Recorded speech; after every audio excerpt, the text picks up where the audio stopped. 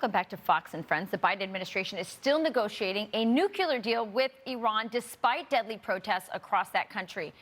Anti-government demonstrators receiving a new warning yesterday from Iran's government. Joining us now, former State Department spokesperson Morgan Ortagus. Morgan, so great to have you. So they're saying we're going to crack down harder on you, and yet our administration refuses to end this Iran nuclear deal, and also they're still buying oil from them. At what point do we say there's blood on the Biden's hands on the Biden administration's hands for this?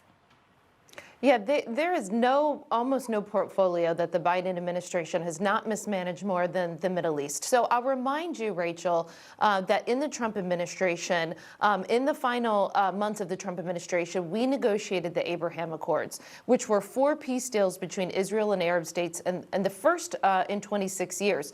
We handed those to the Biden administration. We also handed them the maximum economic pressure campaign against the Islamic Republic of Iran. And they've spent almost the past 19, 20 months begging, pleading, and cajoling this regime back into the failed deal that Trump withdrew from the first place. And what's happened, what's really fascinating, is that the Iranian people, they're the ones that have rejected these overtures, right? The Iranian women that we see on the streets, they're in their 6th week of protesting. I was just seeing on university campuses, the students were chanting to the Iranian authorities, to the religious police, "You are our ISIS." So the IRGC, which we in the Trump administration designated as a terrorist entity, they are telling the people, they're the security forces in charge of everything, Rachel, and they are telling Iranians, you're not going to be able to protest anymore. Essentially, we're going to crack down. I don't think the Iranian people are going to stand for that. I mean, there's a revolution that has happened from these young women after they killed Mahsa Amini. And you're seeing it every day, by the way.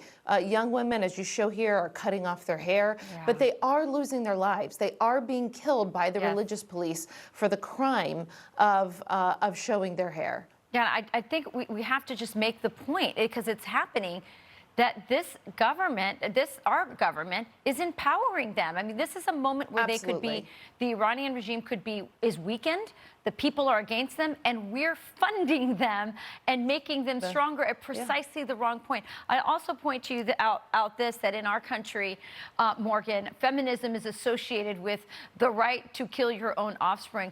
These are true feminists who are leading a revolution that we never thought would ever happen on this scale. And they're so brave, they're cutting their hair, they're risking their lives, all for freedom and basic human dignity. Yeah, and this is classic Obama-Biden administration foreign policy, which is they tweet and they offer a lot of hashtags, Rachel, to say that they support the Iranian people. But whenever you are negotiating and giving billions of dollars, if not $1 trillion of sanctions relief over a decade to the very oppressors of this women, you could tweet all the hashtags in the world that you want. But if you're empowering their oppressors to remain in power and to be able to crack down, then your foreign policy isn't working. Yeah, reminds me of that, you remember that hashtag Save Our Girls, and not doing anything about Islamic terrorism when he was in office, he and his wife.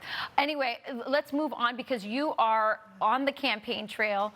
You're campaigning for candidates in Georgia, in Nevada, in Florida. What are you hearing? Because you're so involved in foreign policy through your experience, what are you hearing about, as you talked about, every facet of our administration's foreign policy just being a disaster?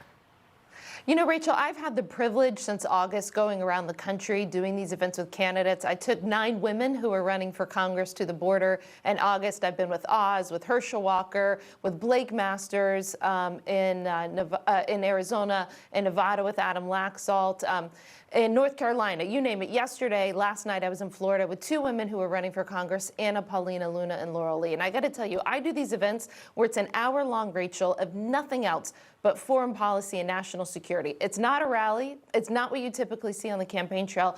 But it shows to me how hungry people are to learn about what the new Congress can do if the Republicans, which I think they will, gain power of the House and Senate, how we can hold Biden and his team accountable.